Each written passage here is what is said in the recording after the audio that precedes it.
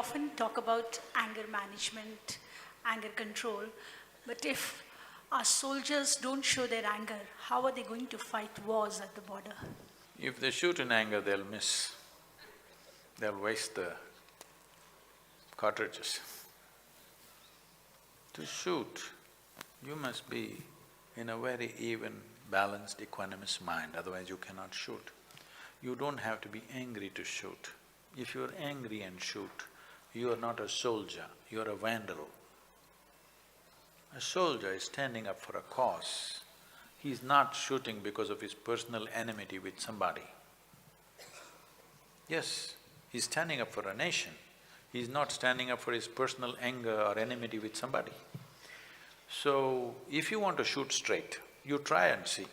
They can take you to the range today. You try and see.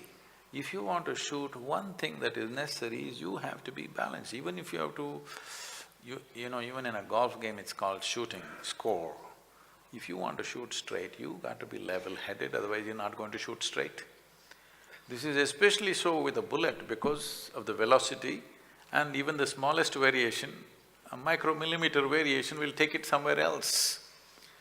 In many ways, United States, in their conflicts, probably of all the nations, the US Army has used snipers extensively, like no other country probably. It's a brutal game, but if you're angry, you will never shoot straight. You're shooting half a mile away, you're not going to shoot straight for sure. So, soldier need not be angry. That's why I told you, Krishna chose to give the Gita in the battlefield. He's talking about equanimity, not anger. Because if you want to win the war, you must be stable. Angry people will get killed. Please don't react to what I say, but consider this. Armed forces, especially those who are in active service, who every day face situations which is life and death in some way.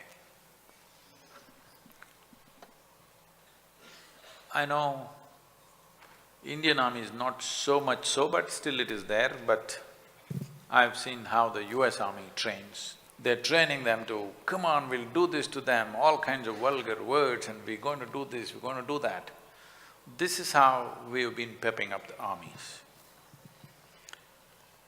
But I feel the elite forces everywhere in the world are not trained like that.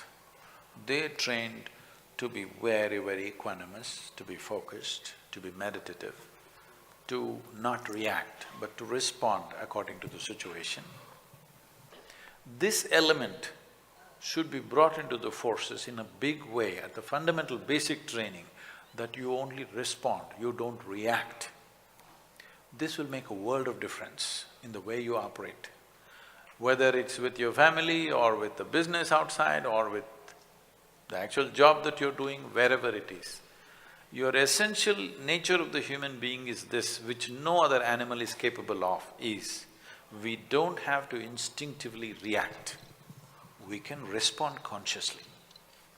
This is where we can employ our intelligence. Otherwise, there is no room for intelligence. The only reason why we are dominating this world is because of our intelligence, not because of our physical strength. If we do not exercise what is strongest in us, then we're losing out big time. So, we must shift every human being, not just a soldier, every human being, from a state of compulsive reaction to your conscious response. This is my fundamental goal with every human being. If only human beings were consciously responding, they would do the best, isn't it? To the best of their intelligence and capability.